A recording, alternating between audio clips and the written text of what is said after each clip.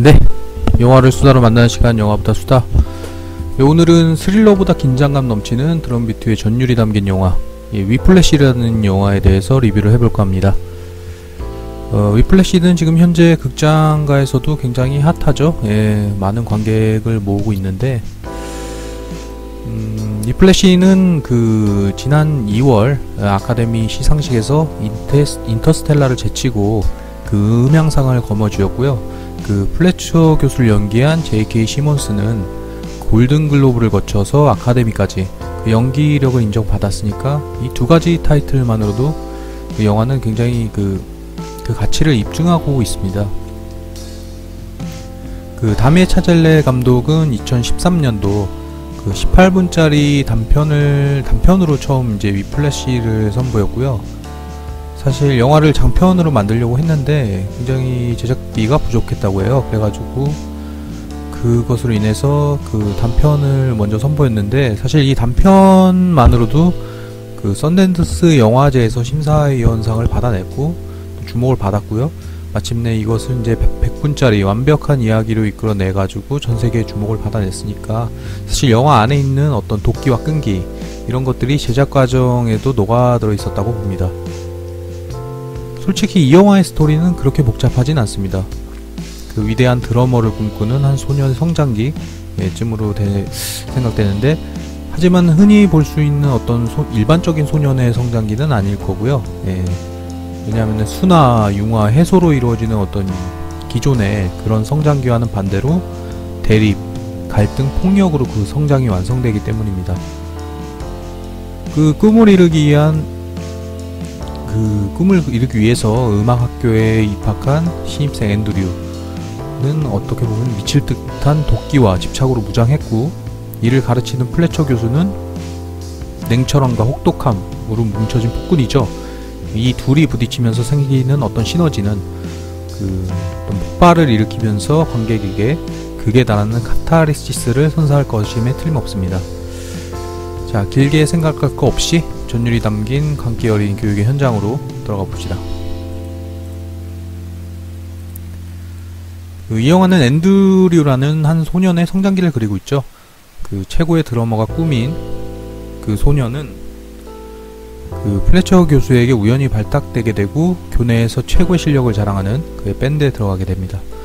하지만 강압적이고 폭력적인 어떤 플래처의 경쟁교육 방식에서 앤드류의 입지가 굉장히 위태로워지죠. 그 자리를 쟁취하기 위해서 필사적으로 발버둥치는 앤드류의 꿈에 대한 욕망과 집착은 마침내 광기로 표출되게 되는데요. 이 영화의 포커스는 목표를 이루기 위한 뜨거운 집착과 광기에 집중되어 있습니다. 앤드류는 메인 드러머 자리를 놓치지 않으려고 손가락이 찢어져가는 어떤 그런 고통을 참아가면서 연습하는 집착을 보이고요. 연습에 방해가 된다면서 여자친구를 좀 냉정히 차버리고, 결국에는 교통사고를 당하면서까지 어떤 무대에 오르려는 그런 광기를 보여주게 됩니다. 감독은 이를 통해서 플래처에 대응하는 어떤 앤드류의 이기적이고 광적인 성격을 보여주고 있는데요.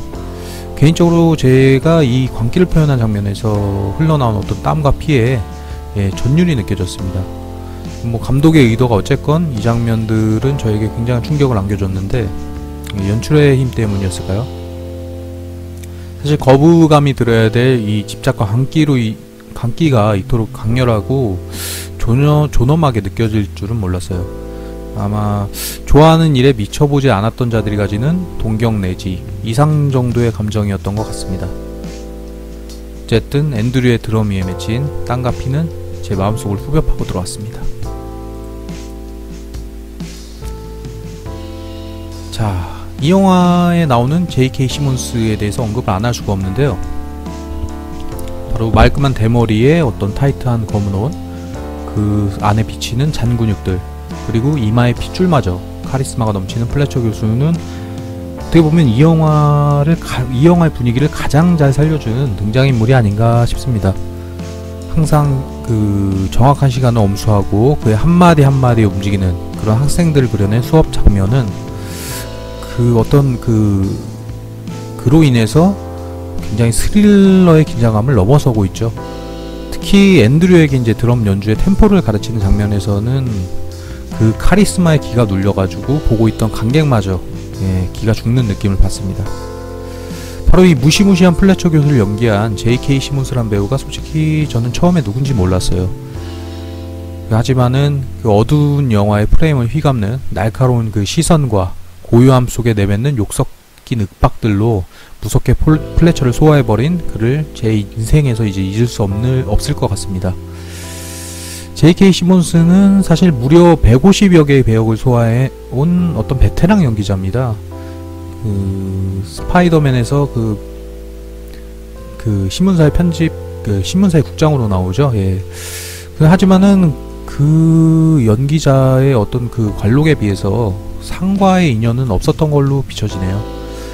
근데 마침내 2015년도 이제 골든글로브 아카데미에서 모두에게 인정을 받게 되었고요.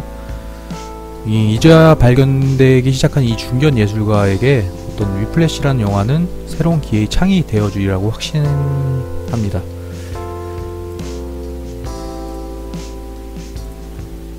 영화 중반에 벌어지는 어떤 앤드류와 플래처의 혹독한 사투 끝에 결국 플래처는 교수직에서 사임하게 되고요. 앤드류 또한 드러머의 꿈을 접습니다. 그리고 일상으로 돌아온 앤드류는 맥이 빠진 듯 허탈감이 그를 감싸게 되죠. 이 영화가 굉장히 좋다고 생각되는 점이 바로 꿈을 위한 욕망에서 비롯되는 어떤 광기, 그리고 그것을 놓았을 때 벌어지는 허탈감, 그 두 사이의 오묘한 관계를 제시하기 때문인데요. 그 욕망으로 가득 찬 꿈에 대한 광기와 그 광기를 버리면 일어난 허탈감, 그 둘이 옳고 그른지를 판단하는 기준은 누가 정할 것이며 또 그것이 과연 옳은 선택이 될 것인가 라는 물음을 던지는 영화. 만약 욕망을 통한 광기가 뛰어난 예술로 승화되었다면은 그 광기를 내려놓게 만든 이는 예술적 붕괴를 일으킨 독재자가 되었을 수도 있고요. 아니면은 앤드류를 허탈감에 빠지게 만든 방관자가 되었을지도 모를 일이죠. 그렇다고 이런 욕망에서 피어오른 광기를 허용할 수 있을까? 이런 물음도 던지는데, 만약 가까운 사람이 이런 상황을 겪고 있다면 어떻게 할 것인가 라는 또 물음도 던지는데, 욕망과 허탈 사이의 줄다리기에 대한 어떤 그런 의문, 그런 것들을 남긴 채 앤드류가 다시 플래처와 재회하게 됩니다. 아이러니하게도 앤드류가 꿈을 포기했을 때 그 꿈을 다시 붙잡게 만든 사람은 플래처였고요. 그렇기에 관객은 관계의 원동력이 된 그 폭군 플래처를 비난하기 어려웠을 겁니다. 마침내 플래처는 의도했건 안했건 앤드류에게 마지막 채찍질을 가하면서 그의 관계를 성장시키게 됩니다.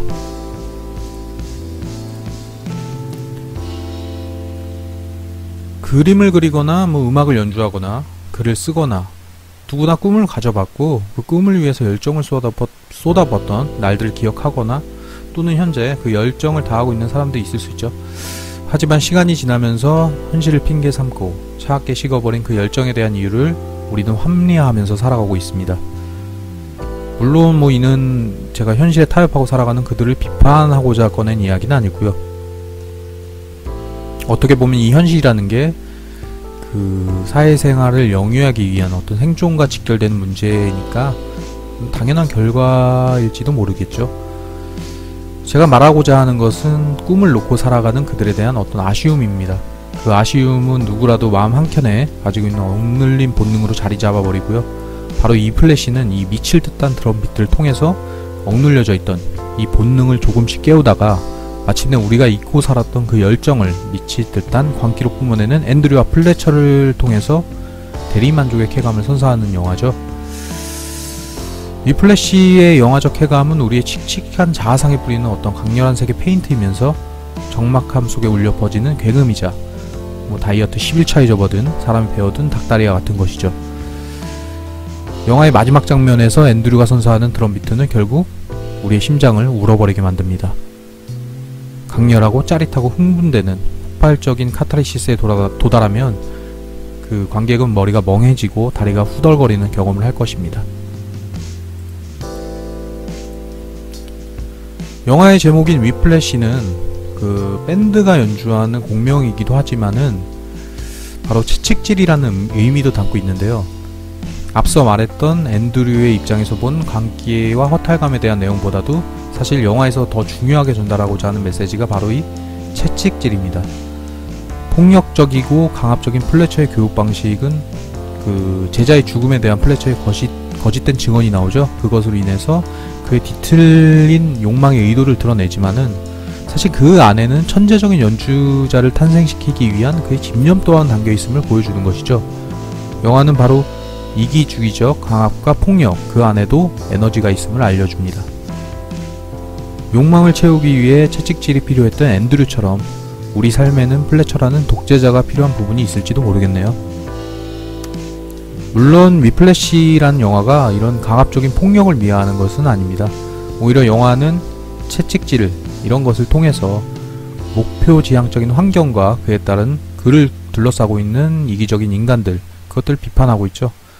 하지만 아이러니하게도 그 강압적이고 폭력적이면서 이기적인 인간들이 결국 예술의 승리를 이끌어내니까 딱 한마디로 뭐 좋다 나쁘다 채찍질에 대한 정의를 내려버릴 수 없는 영화이기도 합니다. 사실 뭐 영화가 끝나면은 이런 철학적인 의문들보다는 당장 드럼을 배우고 싶다는 생각이 먼저 듭니다. 멈출 줄 모르는 드럼 밑에 심장을 맡기다 보면은 온몸에 짜릿한 전율과 쾌감을 선사해주는 것만으로도 위플래시는 정말 대단한 영화임에 틀림없습니다.